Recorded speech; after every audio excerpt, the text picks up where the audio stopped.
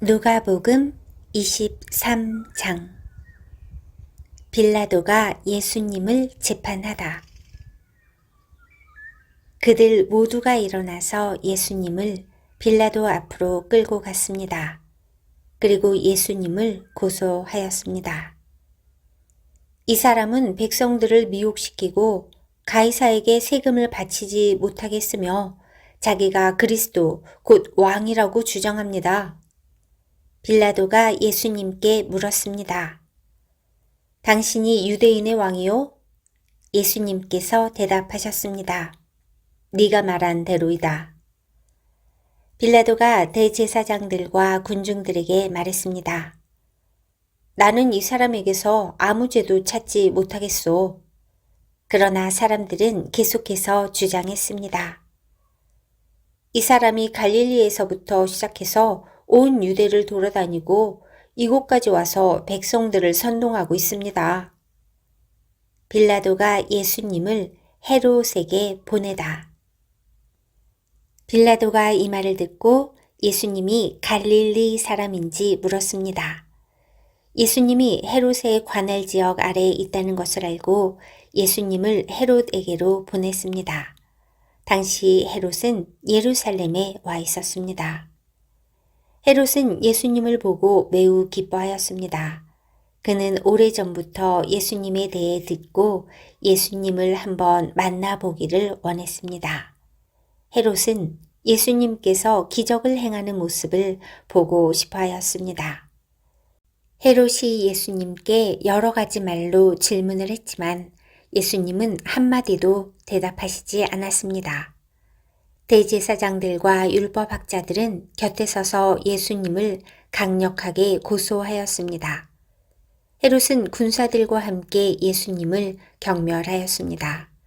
그리고 화려한 옷을 입히고 조롱한 후 다시 빌라도에게로 보냈습니다.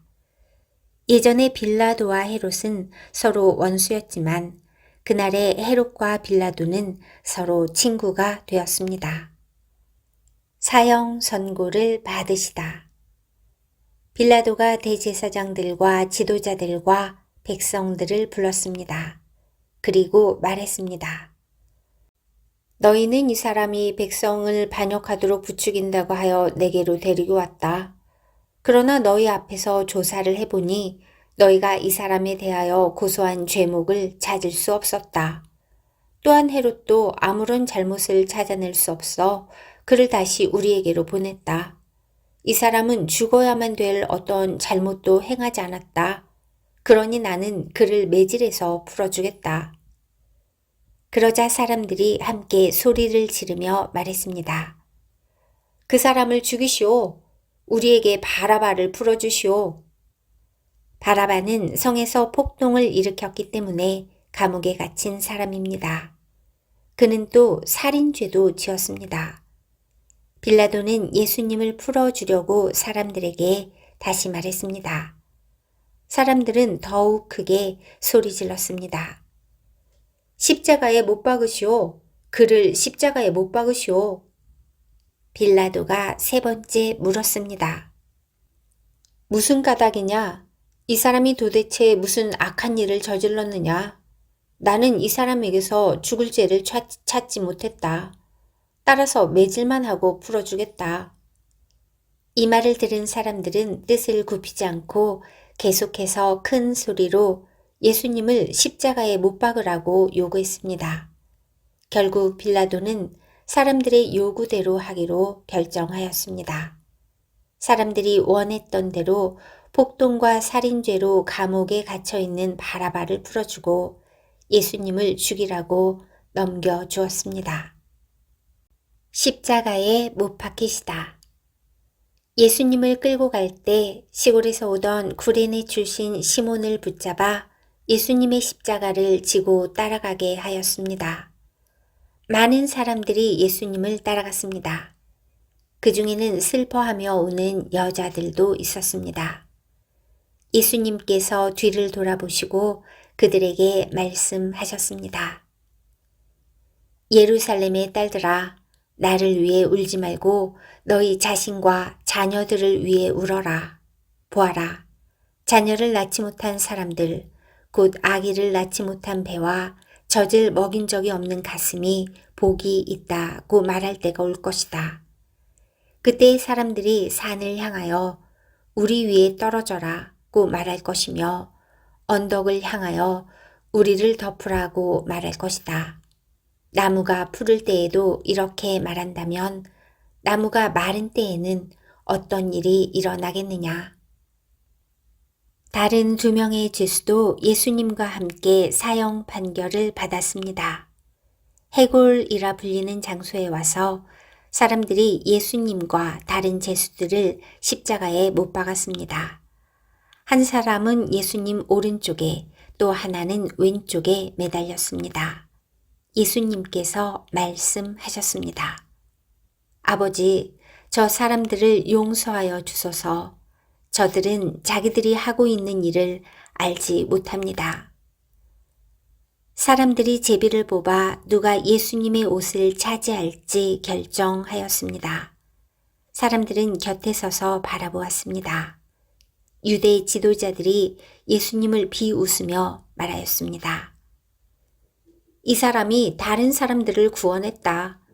만일 이 자가 하나님의 택하신 자인 그리스도라면 자신을 구원하리라.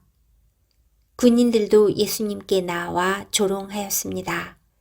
예수님께 신 포도주를 주고 만일 네가 유대인의 왕이라면 너 자신을 구원하여라 하고 말했습니다.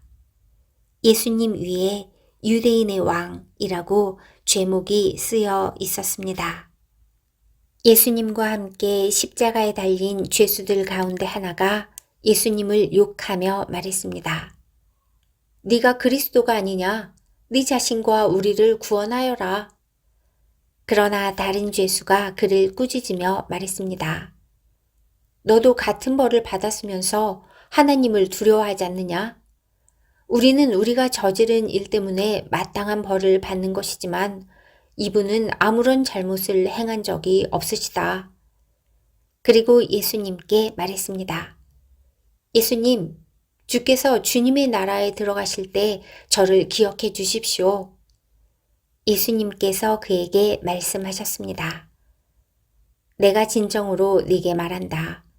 오늘 네가 나와 함께 낙원에 있을 것이다. 예수님께서 돌아가시다. 정오 때쯤에 어두움이 온 땅을 덮어서 오후 3시까지 계속되었습니다.